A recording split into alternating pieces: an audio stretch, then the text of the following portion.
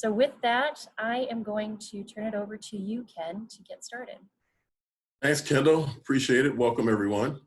I see in the chat box that Jackie Williams-Jones from Dorsey High School is in the house, so people are checking in. So we've done a few different versions of this, had a lot of fun with it.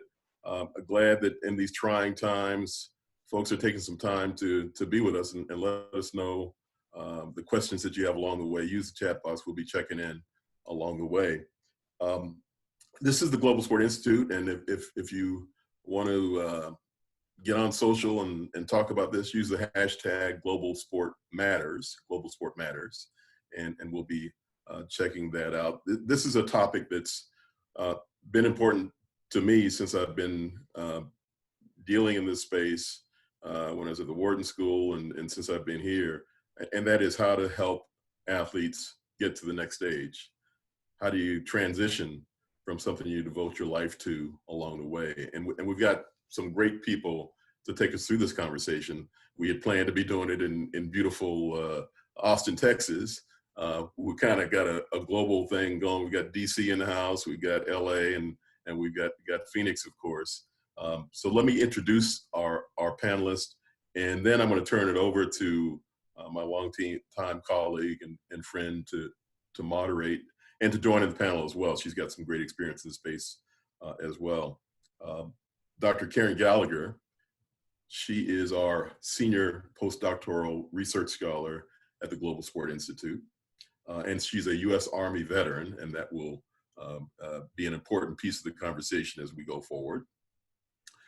Jacques McClendon, a former Tennessee Volunteer, important part of his resume, and some pro football, which is, important too. But now he's the director of player engagement for the Los Angeles Rams. Welcome, Jacques. Appreciate everybody tuning in. And then finally, our moderator, a long time colleague, friend, colleague of the Wharton School, where she still is, the author of a recently published book that everyone should go out and get. Bring Yourself, How to Harness the Power of Connection to Negotiate Fearlessly. But she's been engaged in all kinds of spaces in terms of helping athletes transition, educating athletes, and thinking about this in general, beyond just athletes. So to get this going and to hear as little of me as possible, I'm going to turn it over to Mori Taheripour. Thank you, Ken. I know the title's a mouthful. It took me a little while. Thanks for having me here. Thanks for giving me a reason to get dressed during this time. It's been getting a little lazy about that, but happy to be here. Also, sort of a topic that's been a passion of mine since I really started working in the industry. And I think we'll have a really great discussion today, sort of honing in on, we talk a lot about the challenges of transition, but we'll also talk about sort of the opportunities that are there and really sort of some of the upside and downside, but also really hoping to get the audience to participate in thinking about these issues and from a place of sort of empathy and curiosity. So with that, I'm gonna start with Jacques. Jacques, I've been working with the NFL for quite a while, and I'm familiar with sort of all the terminology, but before we even get to sort of your experience, just to sort of level set for the audience, can you tell us what being the director of player engagement means for a football team? You know what, it's really an interesting role, and I think the NFL does an unbelievable job because they truly care about their athletes. The collection of the NFLPA and the league office and the resources they expound upon us as players is unbelievable. So I think that this role really serves as a key caveat to be a conduit between the players and the organization. The role changes by the season. Right now it's very draft laden as we're looking to onboard some new players as the draft starts next week, and during each season, no day looks the same. So you got to wear many hats. It's fun, it's interesting, and at the core of it, right, it's to make sure that the guys have everything they need, right? Because we as an organization believe that there's two people, right? There's the player and there's the person.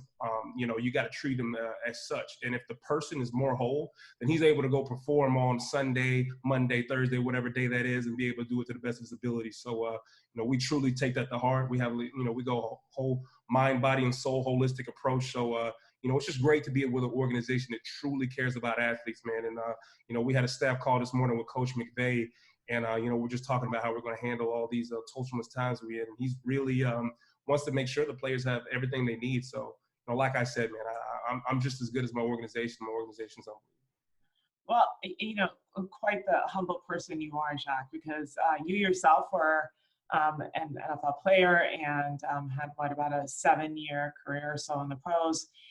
But, you know, I was doing a little background research, as I do with my students at the Wharton School too. And a lot of things that I saw posted about you and some of the comments and really testimony for you and who you are on LinkedIn. But the thing that sort of stuck out to me was this notion of that even while you were playing, even while you were, you know, whether it was in college and I'll talk about sort of the accolades there in a minute, but really as a professional football player, that there seemed to be for you always something more than football is what I read, that almost like the higher calling, the football really was almost like a chapter. And not everybody, as will be evidenced by the conversation today, not everybody has the ability to do that, have the foresight to do that. Can you talk a little bit about that for me? I think it's a unique sort of frame of mind to have, especially as somebody who's dreamt about playing a sport probably most of his life. Yeah, I really appreciate the kind words, Mori. It's very gratifying, and I appreciate that. But I'm going to have to rewind all the way back to high school, right? Grew up in a single-parent household, just me and my mother. She made about $25,000 a year, and I had this opportunity to really propel myself and attend a very affluent high school. You know, it cost $40,000 a year. I was able to get a scholarship. And what this really showed me is the power of having a network. You know, my best friend is to this day is from that school. And, you know, just being able to interact with him and his family and to see how his dad carried about his business, to see how, you know, quote unquote, the other side lived coming from a place where we grew up on, you know, food stamps and, you know, things of such, right? So I think that I really go back to that moment of high school and just having that exposure allowed me to see that, you know, if you do want more out of life, you gotta figure out how to build those relationships. You know, you know, what I tell my guys, I don't like the word networking. I like building relationships, right? I think that relationships go so much further than just handing your business card or handing your LinkedIn profile to somebody else. So I go back to high school, and that experience really opened me up to what the world could be. And, you know, fast forward to college, was able to go to the University of Tennessee, play football at the SEC, the highest level in college. And then during that point in time, I actually went into college with -9 hours. And so got a great plan with the Thornton Center, which is the academic center at the University of Tennessee. They put everything together for me. And, you know, we ended up graduating in 3 and getting my master's in my 4th. And, you know, playing at the league was always a dream of mine. And so I was always trying to balance that act of, you know, being a professional student, for lack of better words, right? You know, student athlete, making sure that, you know, at the core of everything you're doing, you're able to balance that line and play on both sides. And was able to do that. You know, Coach Fulmer is, you know, somebody that I really look up to. Was just on a phone call with him yesterday for 30 minutes, always keep in contact with him. And, you know, one thing that we preached during my time in Tennessee was family, right? And family and making sure that you're set up for success afterwards. And, you know, I just was blessed to go to a university that had the resources to give me the ability to do that, just like I know Arizona State does as well with Dr. Crow and everyone over there and how they run their athletic department. So it was just a blessing to attend a school like that. But you go, fast forward, ended up being a 4th round draft pick and was drafted into the last year of the CBA. Very crazy times. We actually did go into a lockout. So here I am, didn't play much my rookie year, thinking, okay, what's next? I don't know how long this thing's gonna last. I don't know what the heck could go next. So that's a big transition years, that year 1 to year 2.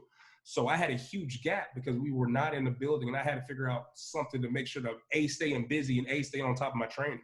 So got the training aspect locked up, but you know, by the grace of God, the NFL had a externship available at the NCAA national office.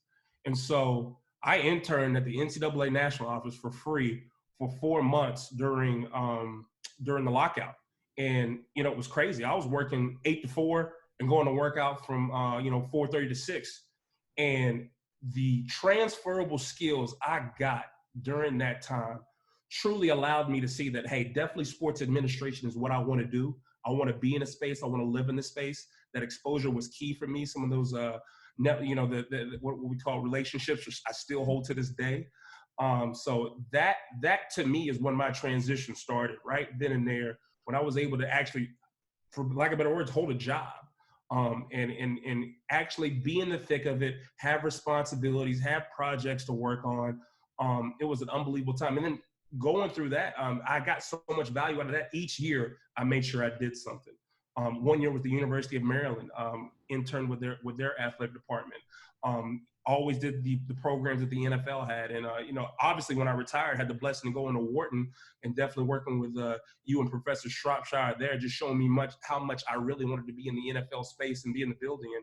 And, you know, a story from that, there was actually a player who was with a team at the time, saw how I interacted during that session. From that Wharton session, he asked me if I had a resume on the spot. And he said, hey, I'm stepping down from my job. I just want you to know I'm giving this to my general manager. Did not get that job, but in that moment, I knew I was heading in the right direction. And that same job cycle, I ended up getting an interview with the Los Angeles Rams and being able to come out here. So, you know, I just have been blessed with a lot of people that have helped me along the way. But, you know, I go back to high school and just seeing how the other side lived really helped me out.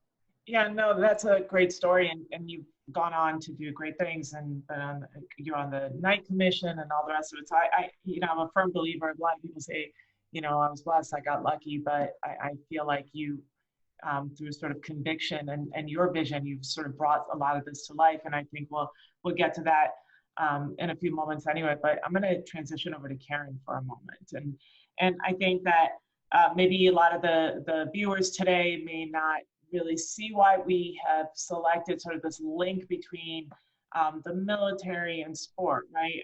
Veterans who are retiring and athletes who are retiring. And while I really don't want to sort of create this equivalency between serving in the military and playing professional sport, but the aspect of this that we want to really focus on is this transitioning, and sort of, you know, both of these are, you know, the person who enlists in the military, the person who becomes a professional athlete, they have really strong sort of identities, right? This becomes their whole persona, something to be proud about, but really sort of it kind of overtakes their entire thinking. And Ken will talk about sort of the challenges of that to begin with. But Karen, first and foremost, you've had quite the career. You enlisted in the Army right after high school.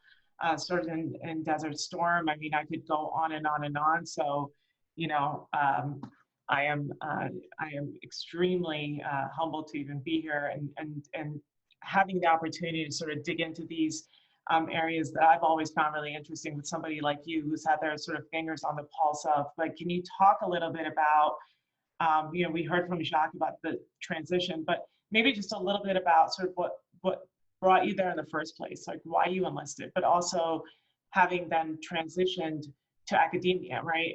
And how that sort of was something that you propelled you into where you are today. Yeah, the overlap to me is so obvious. And I think most of us veterans, warriors, love to be compared to athletes. I mean, to us, it makes a lot of sense. I was actually in an all-girls Catholic school with my entire future planned, and decided it wasn't for me. And so I went behind my parents' back and enlisted. I mean, completely enlisted without their knowledge. As I swore in right before I called them and said, I'm joining the Army, I love you, bye. And I hung up. And it was me seeking something bigger than myself. I probably didn't have those words then, but I was seeking something bigger than myself. And I was a paratrooper. I was a chemical specialist. I deployed to war. I did all those things. And when I got out, I had no room for my civilian self. There was this all-encompassing identity and a tremendous sense of loss that no one prepared me for. No one told me, as much as you hate it when you're in it or you complain about it, you're going to miss it. And every relationship outside of the military felt shallow. because we weren't bonded by something bigger than ourselves. And at first, if I showed you, I have a PhD now, but if I showed you my transcripts from my first semester, I would have said, this girl's not going to make it. She is not going to get a college degree, because I was so lost. I didn't speak to civilians or anybody. I would go to school and speak to no one for weeks at a time. And I finally hit a turning point when I had a little bit of success, and I connected with another veteran who was a Vietnam veteran, who kind of gave me a hand up and said, you know, you can do this. We're not going to let your generation fail. And it was that moment for me that I started making room for my civilian self. And moving into research academia, it's been important to me to look beyond injury. A lot of people like to look with both of these populations at concussion, at other injuries, and how that impacts transition. But I think from an adult developmental perspective, transition in and of itself is traumatic. And if we're prepared for it, and know what to do about it, and know how to connect these relationships that Jacques is talking about exactly. If we have those relationships in place and can learn how to identify another something bigger than myself, a next mission, another team, if we can start to define that stuff for ourselves, we can succeed. And that's essentially, it took some time, but what I was able to do.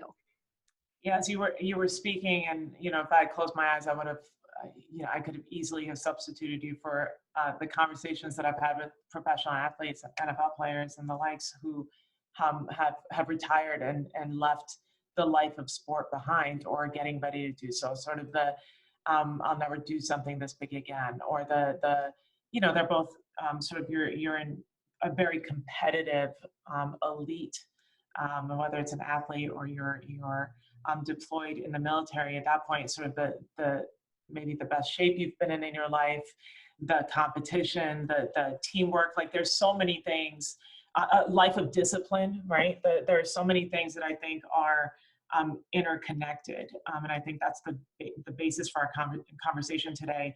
I do want to ask some more questions. I don't want to go back to Ken. Ken, do you want to do a quick poll to sort of bring our audience into this, and then I'll sort of pick up? No, that'd be great. We've got a couple of great poll questions just to give our viewers, listeners, whatever we're supposed to call you, into this. And I've seen some great friends, kind of names passing through: Harry Swain at the Ravens, and Kevin Blue, the AD at UC Davis, and some other folks from around the world, actually. So it's exciting to get your viewpoints on this. So we just want to ask one. The first simple question we're going to ask is this. What is the hardest part of transition from sport? What's the hardest part of transition from sport? So if you would just choose your answer, and we'll see the results. The host and panelists are not allowed to participate. So.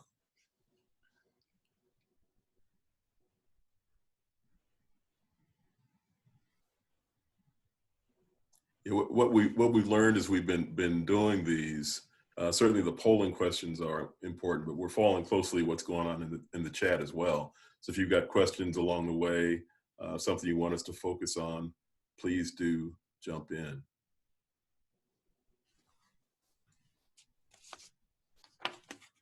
Tabulation's taking place. There we go. So leading the way by a huge margin, the mental transition, 74%, social 20%, financial 5%. Nobody thinks the physical part, which is kind of surprising, but I'd be curious to hear what you guys think. And then, of course, there's always the one bad student who didn't choose to stick their neck out. Says, I don't know, but that's okay. And turn it back to Mori. But let me just ask that on the physical side, are either of you, Karen, Jacques, surprised by people not recognizing how difficult that is? You know what? I'm not super surprised, right? I think that nowadays that it's so readily available. I know even right now through what we're going through, me and this Peloton bike been going at it every day, right? There's an opportunity in terms of more healthy lifestyles, more active ways of getting out. But I think there's more outlets nowadays, so not too surprising on my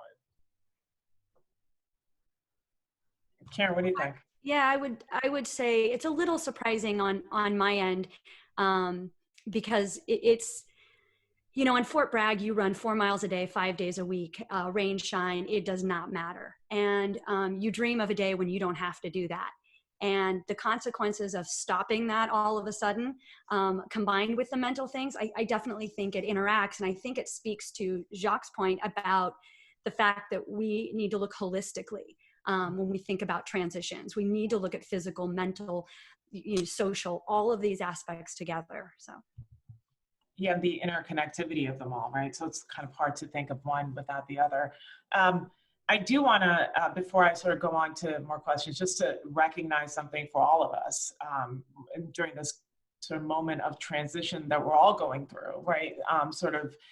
What was once inconceivable, we are now living. And, it was in a lot of ways sort of forced upon us, which sort of transitioning back to sort of the career in sports. Jacques, the NFL, some say stands for not for long. And you have, the average of maybe 3.5 years of a career, maybe up to 8 for folks that can hang in there for a long time. And, if anything, by the time you're retiring, you're still young. I mean, for most of us, that's sort of the time that we're thinking about the next stage of our life as well. But, athletes in some ways have sort of lived that life already. Can you tell me, when do you think is the right time for, you obviously talked about when it happened for you, but when do you think is the right time for those of us who work with athletes to really start talking about the transition, and not just sort of from an obvious perspective, but really given the challenges that one faces? The audience said it's mental, but really all of those challenges that one faces post-retirement. When do you think it's the right time? I'm gonna go back to the poll. I completely agree. I really think the mental aspect's the hardest thing to deal with. And right now, you can look back to high school, right? The way these guys are built up from a recruiting standpoint, and everything is about the pinnacle. And the pinnacle is to reach the National Football League, and nobody talks about what's next. So the way the professional career is positioned is probably one of the biggest problems and why transition is so hard, right? Because your passion and purpose is, okay, let's get to the league, get to the league, get to the league. When it's over, what's next? So I think that if we can find a way to position this better, that the NFL is the best way I've heard it worded is, it's not a career, it's an experience. Now, there's those special human beings that get those 13, 14, 15-year careers. But for the most part, the bulk of these guys are going to fall in that 1 to 5 years, right? Somewhere in that category. And that's an experience. That means you're done playing football at the age of 27, 28 with a lot of life to live. So I think that if we could change it, how it's positioned, that it is a elite experience, will definitely help, maybe on the back end, starting to figure out, things that may fill that passion and purpose void and what's next. But for me, the perfect timing is college, right?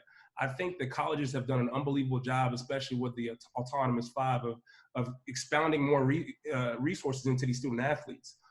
They have all these career centers. They have the academic centers. They have all these resources to make sure they are being got at from every single angle. So to me, that collegiate experience, you should start to at least question or try to figure out some things that may be interesting to you. Or even on the flip side, figure out some things that you do not want to do. Because there's some things I tell my guys, is like, you just got to put yourself out there. It's important. It's just as important to know what you don't want to do than it is what you do want to do. So I think that embedded in that collegiate experience should be some sort of, resource tools to make sure these guys are actually figuring out what their passion and purpose could be outside of sports. Because, you're always one play away. Even when you get there, you're one play away. Right. So you need to have some things that you're thinking about that might be something you want to pursue. Yeah, oftentimes retirement finds you, you don't find it. So, it's sort of a forced situation. Karen, what's interesting is, given your work, do you see a lot of these sort of vets that are coming to you to go actually start their educational career, much like you did, right? So they're going in to really start that part of their life, sort of the intellectual curiosity, if you will.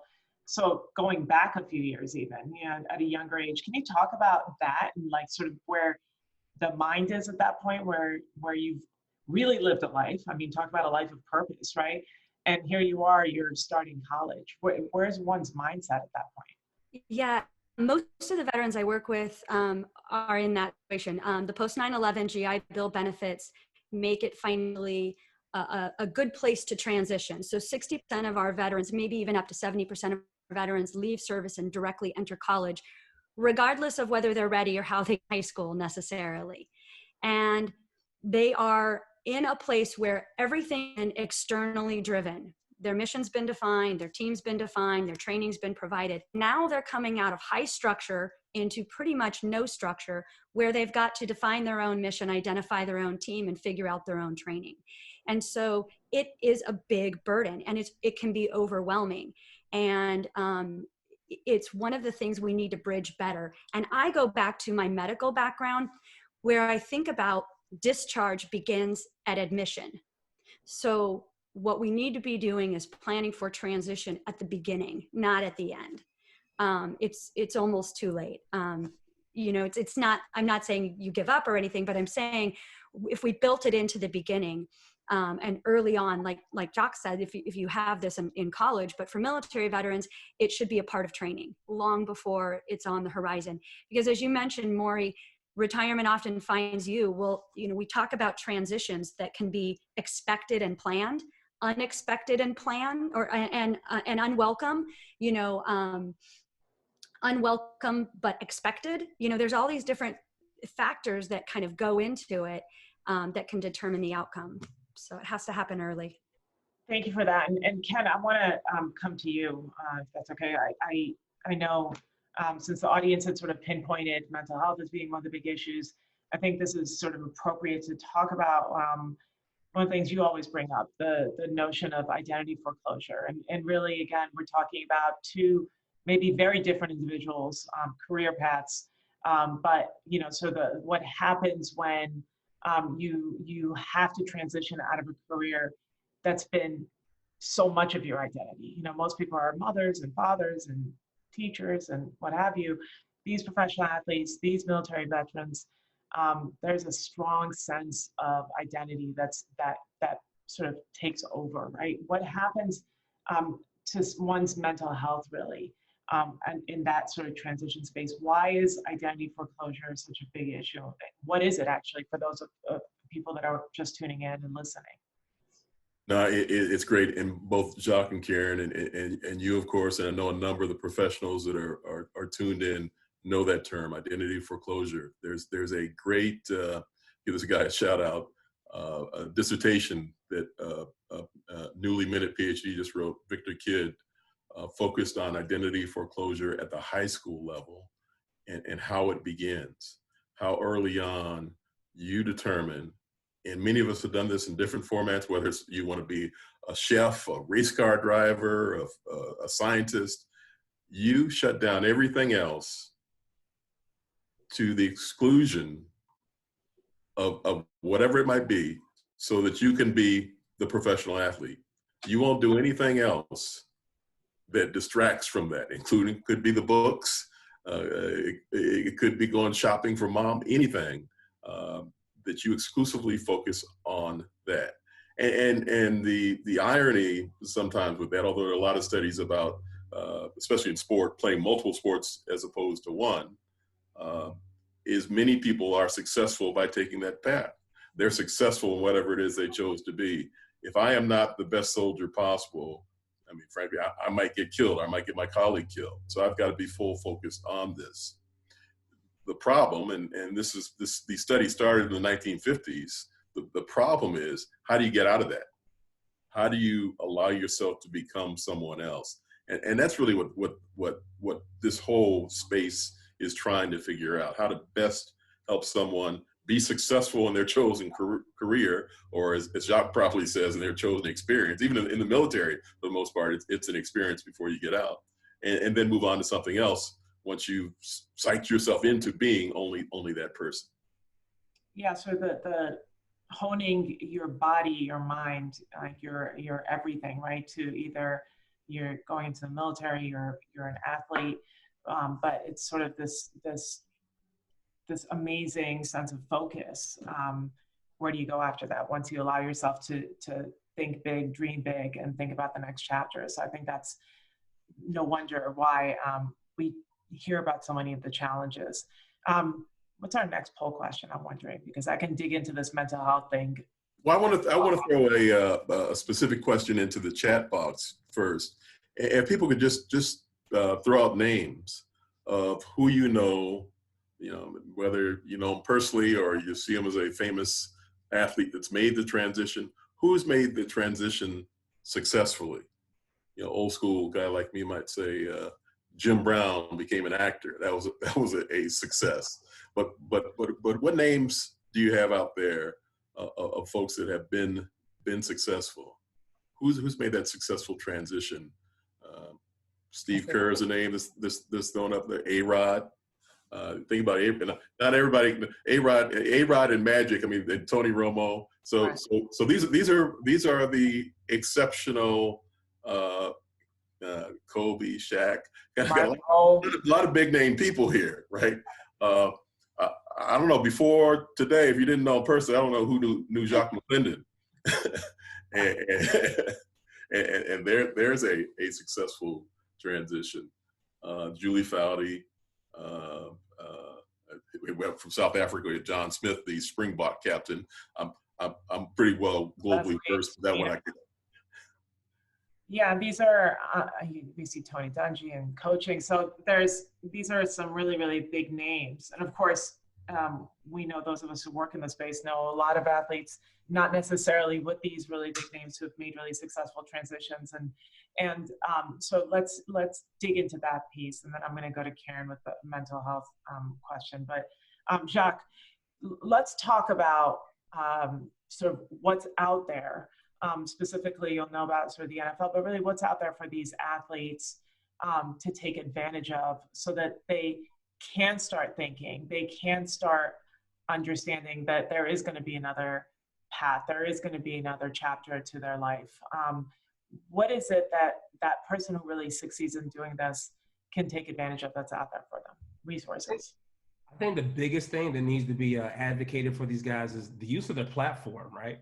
I think that most of them have no knowledge of whether you're in the collegiate or in the professional space, that your name holds weight. Whether you're a Division III student athlete, or you're an MLS soccer player, or you're a player in the National Football League, people love sports because sports unite. So while you have that platform and an opportunity, leverage it for your success.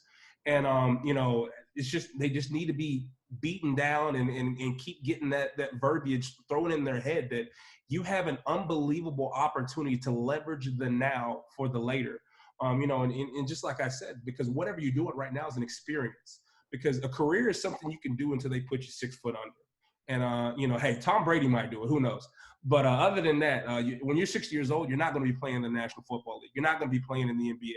You're not going to be playing in the MLS. So while you're in this elite experience, whether it be, like I said, at the high school, collegiate, or professional level, take this opportunity to leverage that platform, build a network, and see what's out there. And I think the hardest thing that we don't want to talk about, and I was, like I said earlier in the talk, I got to see how the other side lived. There is a group of socioeconomic disadvantaged athletes that do not get that exposure, and that's the tough part. That's what we got to work on. We got to make sure whether it's going to these high schools, whether it's getting more structured attention during their collegiate experience. Like, there are people that do not get exposed, and exposure is what helps the cream rise to the top. So, I think that there's some things that could be put in place, but I do think a lot of colleges do a lot of great work in this space. But I think that it's just hard because it's hard to straddle the line. It's a hard juggle.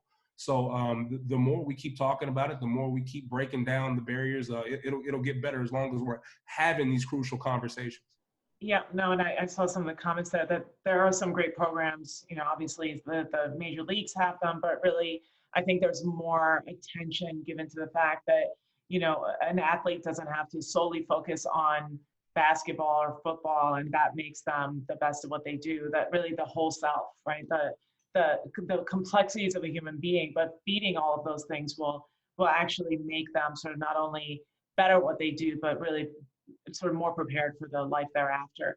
Karen, I want to talk to you about communication specifically, because again, we saw the mental health piece, but you know, these vets come back from, God knows, some really jarring experiences, you know, and heroic life that they've lived, and they come back into a life, the civilian life, and the reintegration of going back into sort of the family life, or going into a professional world that is different than what they've lived, or going back into school.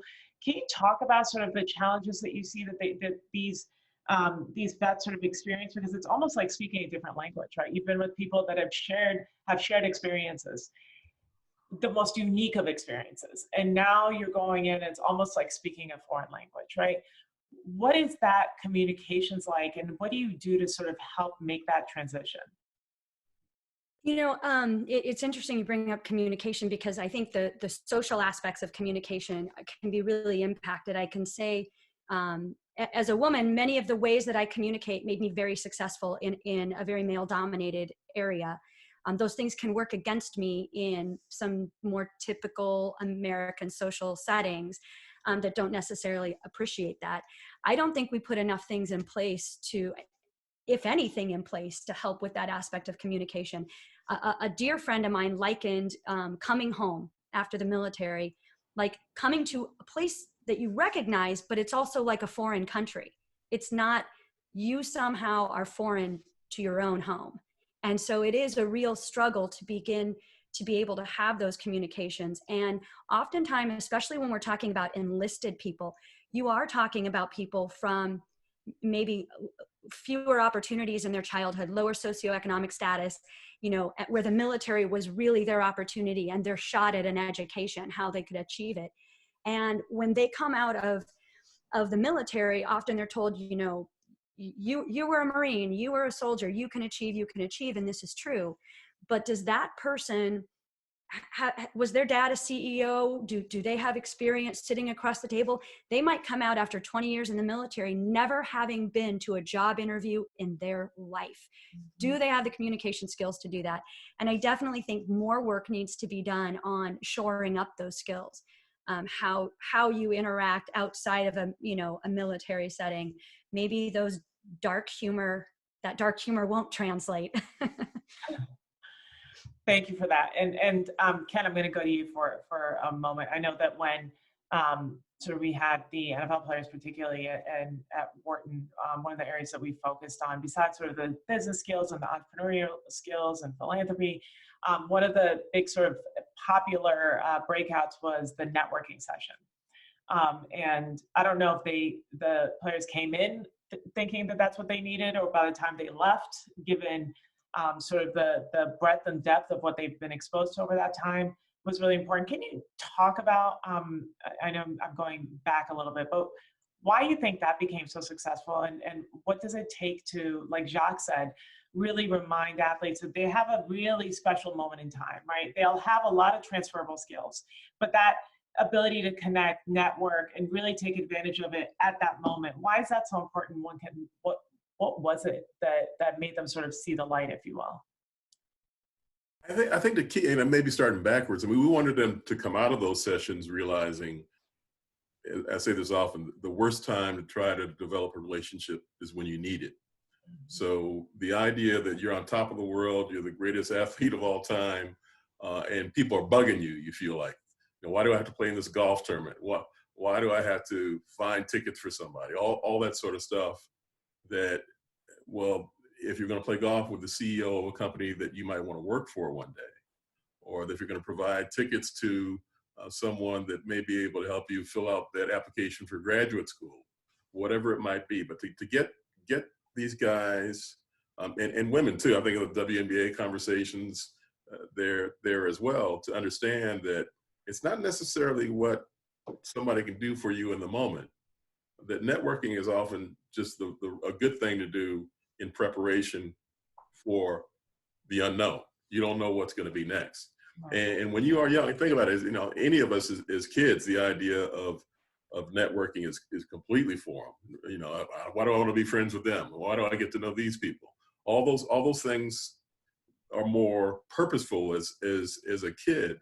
And when you are an athlete, when you're on top of the world, to understand how rapidly you can fall out of favor with everyone, and to understand the moment you're in. Those are the kinds of conversations that people in Jacques' position have a lot of those conversations. Sometimes they don't, which is sometimes problematic. To say, well, here's why these relationships could be important to you. Right. I personally am starting to think even earlier, even high school maybe, since a lot of these high school students are being looked at and being recruited. So, I don't think there's such thing as too early. Well, we have another poll which relates to that. Let's do it. Let's do it. Do that one now. So, poll question number 2 for all of you: when should athletes start preparing for their transition to life outside of sport? When should athletes start preparing for their transition to life outside of sport? And that was quite the setup. I hadn't even planned. Yeah, we've done this before, right? So I will tell you though, and this won't influence anybody's answer. And Jacques alluded to this: the fact that it's an experience. You don't know when that end's going to come, so it's tough to say I'm going to start a year before. So it's not that you're going to start a year before you retire, because you may retire, you may not have that choice. Retirement's probably not even the right word to often use. Is when did you disengage? When you're no longer with the sport. So it's gonna be interesting to see what people say about how early you should begin. Let's see. Okay. So the majority before college sport career, 44%. At the start of collegiate sport career, 35% is the second answer. And at the start of the professional sport career, 16%. Yeah, I mean, in the 1-5 years before retirement, I mean, it's just tough to gauge. Right. The 6 to 10, tough to gauge. So I think that those last 3 are more realistic. But what do you think about that timing? I mean, Karen, you're starting to do a lot of research work in this space. We're starting to begin to poll and survey athletes at different levels about this idea of thinking about transition. What do you think about the timing that was set forth in the poll there? Yeah, I think people are recognizing earlier is better. I mean, I like that the majority were really going for before college, like Mori brought up before. You, as we're talking about this stuff, thinking about it earlier is definitely better, and having that opportunity so that it's normalized. I think that's the other part of this process here, is we've got to normalize this concept that transition is hard. You may experience feelings and behaviors that are like mental health crises. And that's taboo, especially for women and men in both athletics and the military who are tough, who are used to just kind of suck it up and drive on, right? Play through the pain. And so to start to talk about these things earlier will help normalize it. And it needs to be just a normal part of the process. You're going to transition, going to be hard, because I think about the player who might not know the end is coming. In fact, they might be 6 months playing a video game in a room waiting for the phone to ring, and it's not going to. And that isolation, they weren't prepared for it. The isolation exacerbates and can even create feelings of depression. So early, I love that people are kind of gathering around this idea of earlier is better. Hey, Maury, I'm looking at the chat, and the Hall of Famer James Lofton says profoundly, Stanford education, every player becomes an ex-player. So that is pretty striking. That in the end, everybody's got to deal with it. And somebody else asking this, I think, kind of overriding this conversation about student athletes and why don't they work more while they are in college? Jacques, maybe you want to answer that. Why don't student athletes work more while they are in college? You can ask the guy who graduated in 3 years and then got 4. Yeah. So actually, I was taking, I was taking 18 hours a summer, and I was still working and working out during the summer. Now, I do think it is a hard juggle, right? Because, when we talk about the word student athlete, that means you are a student who also has extracurriculars that take up time, right? So I do think there is some value to being able to concentrate on your academics, outside of your sports. I do think there's a lot of value to that, but I think that what college misses sometimes is that, and they're starting to do it now, is that May term really is an opportunity if you're on semesters to be able to get some exposure to guys and gals in that internship category. I do think it is hard to hold a full-time position as a collegiate athlete, given everything that you have at hand, but it's tough. It's tough, and it's something you definitely don't see a lot, especially at the Power 5 schools. But they also do a good job taking care of their athletes in terms of what they need from a resource standpoint as well. So most of the time they don't have to, but being committed to sport and being committed to academics and committed to a job, that's a tough juggle. It's something you definitely do not see a lot. Hey, Jacques, I got a question for you on that. We're seeing some coaches, talk about sort of Seattle for a moment, because I've followed some of the work that they've done, but I think the coaching staff has talked a lot about sort of the whole South as well, but really sort of redefining the concept of winning, if you will. What does winning really mean if your players are emotionally distraught? What does winning really mean if they're not physically sort of performing at their best because they've taken on so many injuries and sort of tried to play through it? Can you talk just a moment? I know I'm going off base, but what you said sort of triggered this for me. Can we start, do you think, really talking more about that at earlier stage instead of by the time they get to the pros? This notion of really allowing athletes to better understand that winning may not mean that they're going to live out their dream career of being a professional athlete, but something else. How can we have that conversation? You know what? I do think it is tough, and I did see the chat section going. I did see my man Harry Swain and Malcolm Lemons going back and forth on how we position it is very important. For a 22 or 23-year-old, for you to say, hey, you know what? You need to start thinking about it because you're about to be done. That's a hard conversation for him to intake as he's trying to, I'm right there at the pinnacle of my dream. I'm about to reach it. So right. I think the way you position it definitely could allow to have that conversation earlier, but it's got to be positioned in such a way that they're still climbing, right? Still climbing, but you're giving them those transferable skills on the side to make sure that they are ready for whenever that transition is. But, I can't speak on other cultures, but I can speak on my culture. And this is where I get to brag about my leadership for a little bit. My general manager, Les Snead, head coach Sean McVay, president Kevin Demoff, they do an unbelievable job of making sure our guys have outlets to express themselves. Mm-hmm. When you look at the National Football League and the NFLPA, the agreement that came together on the mental health initiatives in terms of allowing these guys to have full-time clinicians within each building so they can have time to actually unload. And, I will put a lot of pressure on a lot of coaches out there. I think that, there's a lot of pressure to perform on the field. And, they could do a better job of making sure that athlete was taken care of from a holistic standpoint. And, when it's okay to think about stuff off the field, maybe guys would be more willing to start having those conversations. But when everything's about wins and losses, it's hard to have those conversations. So I truly believe that, depending on the culture, yes. And depending on the culture, no.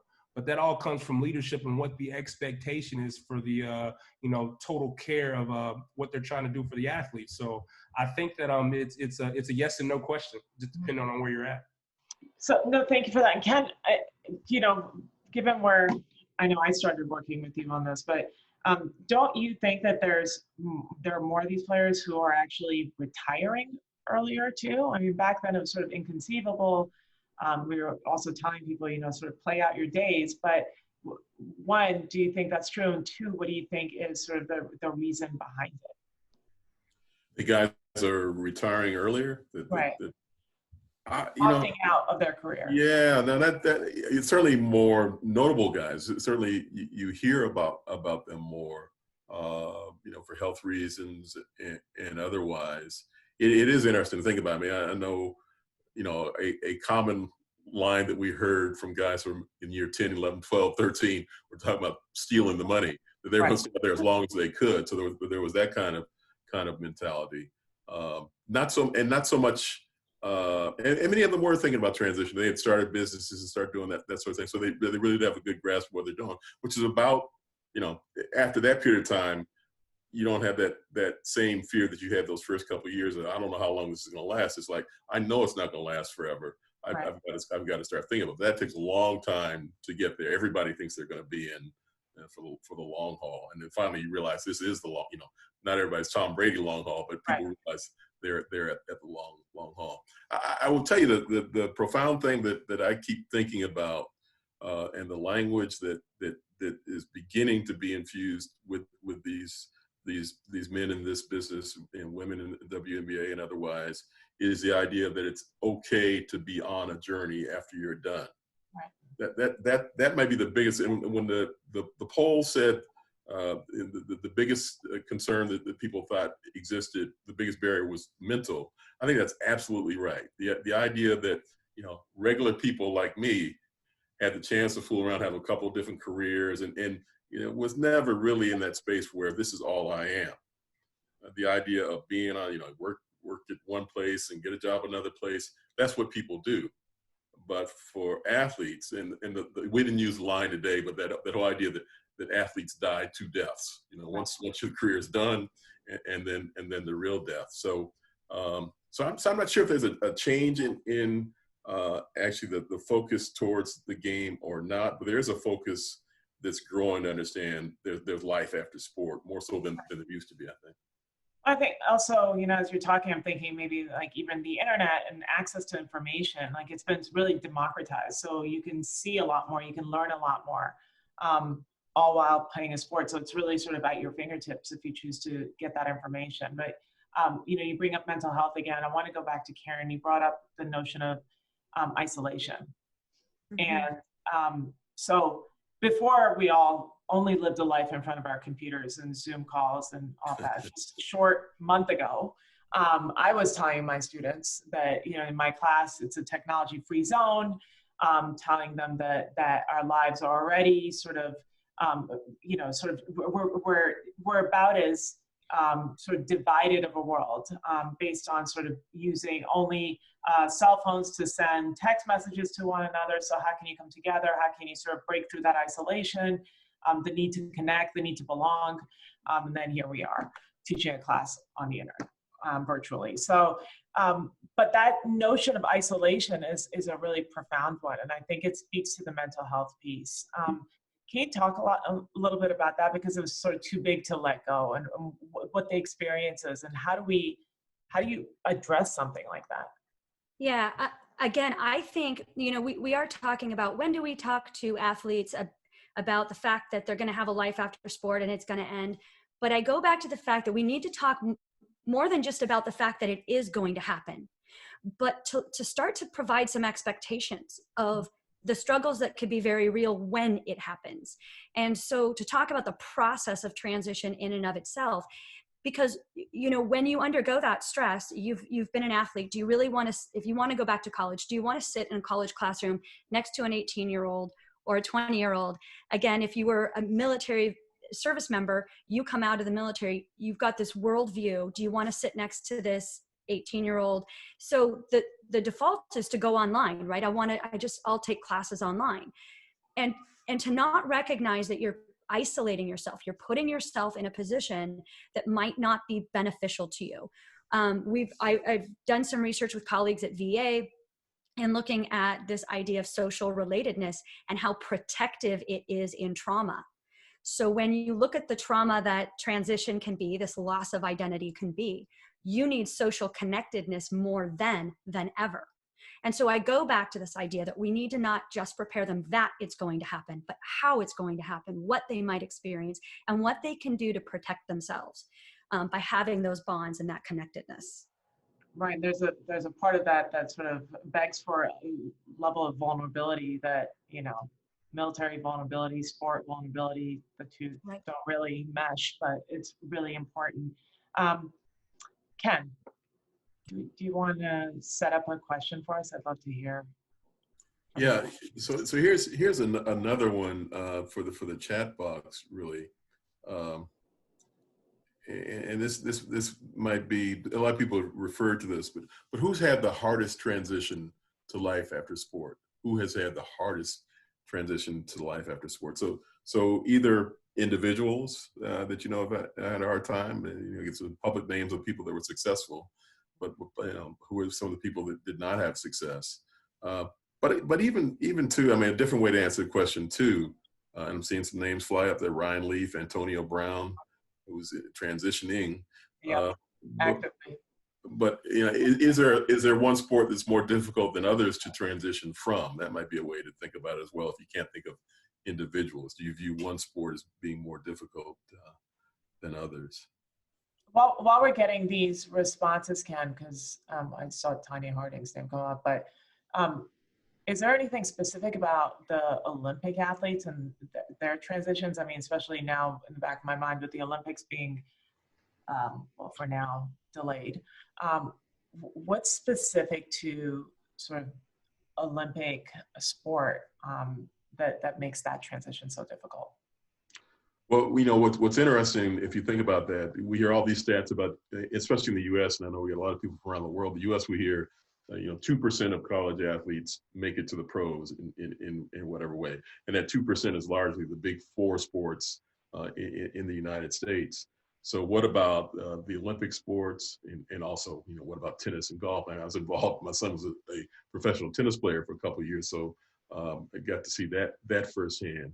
But in some ways it is, I believe, easier to face reality, as Karen was saying, to have, and I saw Gary Sales, the great professor, and Harry Swain both talked about a plan B, to have a plan B in place when you're involved in those sports where there's not necessarily a professional career that's out there. I mean, tennis and golf are a little different, but if you're a gymnast or you're not a world-class track and field person, you can say, okay, I'm doing this through college, then I'm done.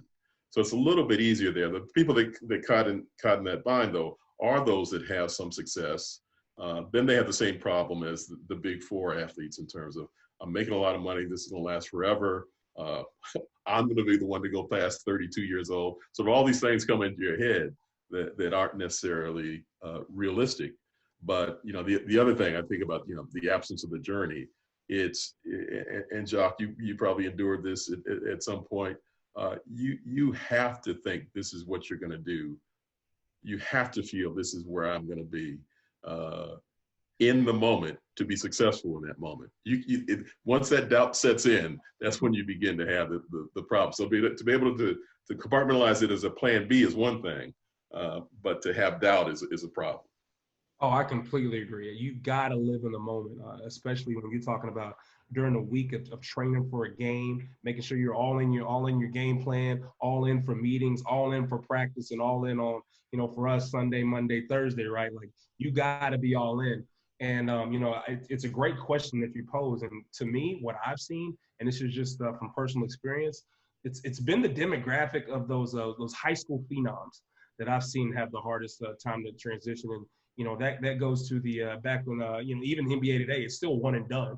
These guys, they really only take classes for the fall semester, and in the spring they can do what they want. And then you got the high school baseball players that go straight out of high school, and they have to go through that minor league system that is grueling, that nobody wants to talk about. That could be 6 or 7 years before you even make it all the way to the pinnacle, right? And these guys during this time, they're in. They got to be in. They're all in. And the next thing you know, it just stops. I still think football is still hard, and it transitions hard everywhere. But at least it's normalized that you have at least 3 years of university, right, where you have to go and get some sort of formalized education before you do transition. I do think that does help the football athlete, whereas some of these other sports where they can just go and not have much of that education behind them, or have sometimes it's hard to go back to school at 20. It's possible, but it's hard to go back to school at 28, 30, and you got 3.5 years left of school. I mean, or 4, that's tough. So, I've always seen that high school phenom demographic where people leave straight out of high school or 1 year out being where a lot of people have a tough time transitioning. It's interesting. I'm seeing a lot of people talk about the toughest transitions aren't necessarily tied to sport, but to those people who were marginalized to begin with, right? And somebody, Katie Backus, mentioned females, women, and that they often they don't share that kind of journey with their peers. And the same is true for military veterans. We're invisible after service. We don't share that journey. And so I think that those are definitely factors that have to be considered. Right. And even for the athletes that are really well known, male, female, it's like you're living the rest of your life trying to match up to something that you'll never be again from an identity perspective, right? So it's really finding that that happiness and satisfaction no matter what you end up doing, which is a challenge in and of itself. We're getting some really, really great comments. I think one that came up is really about sort of somebody said that the hardest transition is for those that will never be able to make it. And thus, there's the suicide issue, the mental health issue, the challenge that one can never overcome.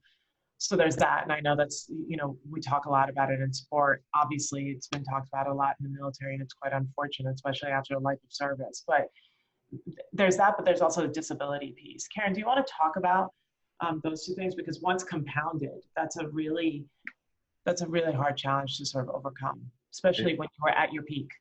And Karen, if you could combine that with a closing thought, we're running up against the clock in just a moment, but give a response to that, and then also your big takeaway for everybody today. Okay. The suicide issue, I mean, that is the thing. It's when that identity they can't make room for a new identity, and that loss of self. When you lose yourself and then you isolate and you lose your sense, you don't serve a higher purpose, and you don't have a social network of people you relate to, and that connection, deep connection. I mean, that is the underlying problem. And so I think my takeaway is we're starting to talk about the fact that transition will happen, but let's talk about what happens when it happens. Let's talk about the whys and the how as well. Jacques, your big takeaway from today, what do you want to make sure you leave with these folks that have spent this hour with us, which has been pretty amazing? Man, first off, thank you so much for everyone joining us, man. This has been awesome. I've thoroughly enjoyed it, man. But I want to keep it super positive. I want to take away 2 things. I want for the athlete to understand that in the moment that you're in, you do have the platform to completely gain a lot of social equity and capital to propel yourself to success. And the more you can think about that, the more you can intertwine that to what you do as an athlete, and making sure that you're devising that plan to make sure you're going to be successful on and off the field. They do go hand in hand, and you can do both. It is possible. And the second thing, the second takeaway for me is to employers. When an athlete's resume comes across the desk, and you don't see that athlete has carried a job for a year or 2 because they've been into professional sports, don't do the lazy thing and say that athlete can't perform that job. Do the hard thing and see how you can, break down their transferable skills, their skill set to see if you can either onboard them, mold them, or make them whole in terms of gaining that piece of employment. Because there's one thing an athlete always brings to the table, is that ability to compete and ability to be coached. So I'd love to see more companies. Amazon does it already.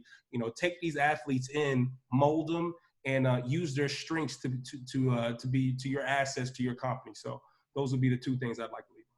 Thanks, Jacques. Maury, 20 seconds, and then the final voice we'll hear will be Kendall Jones closing us out.